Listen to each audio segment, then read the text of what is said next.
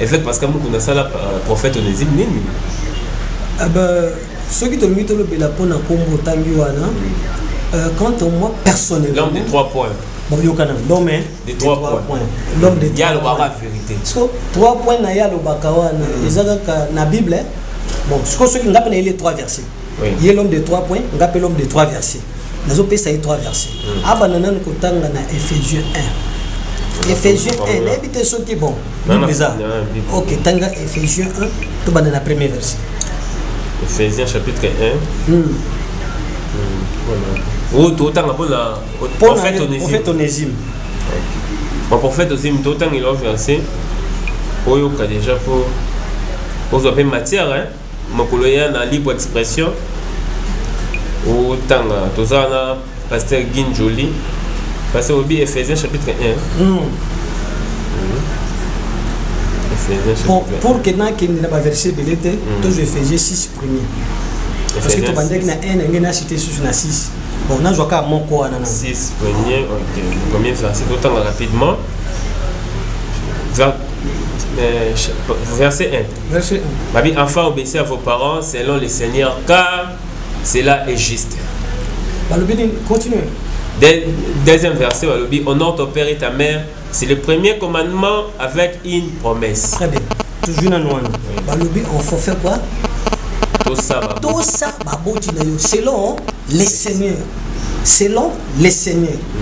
Ce qui prophète Onésime, aza vraiment moine. Parce que moi, on a taté pas.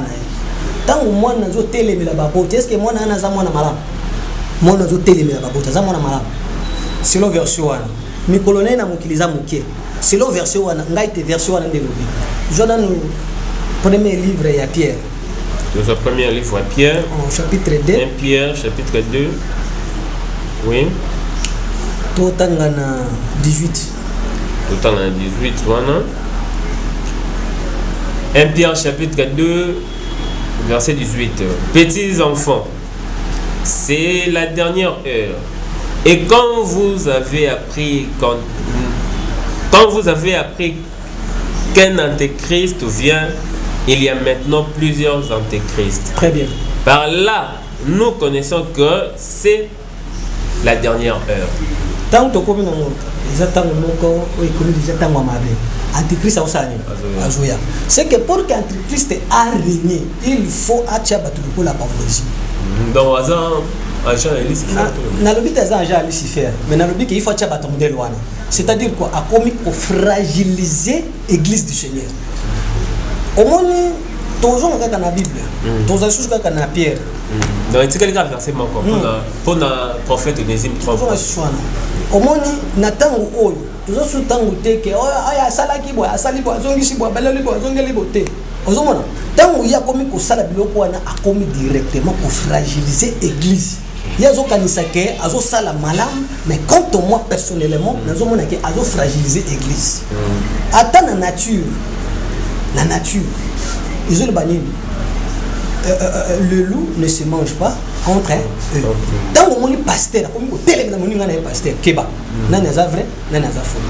Oui, mais il y a un télé, mais il y a un pasteur. Il y a un effet Pascal T, il y a un Moïse Mbi, Alobaki, Bambaï Kalamba. Si j'aime mon tour dans les années, pasteur. Parce que bon, à mon dit qu'il y a un papa, à Salim Abbé, à moi, là, on a sa papa, dans Zéla. Bible, moi, le Québec, a un peu de Bakol, c'est le Galate, ils ont le banini.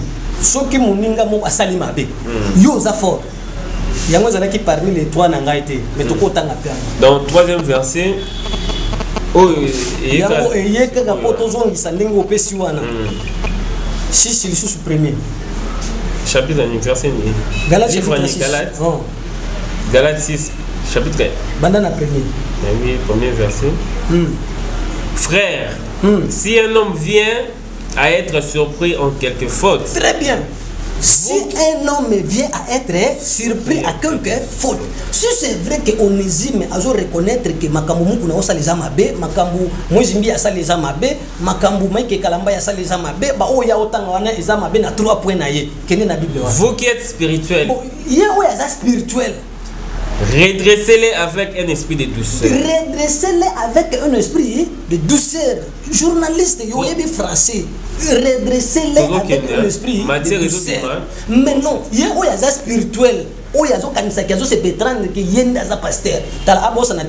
Pour changer chez nous, le préfet de discipline y était. Tant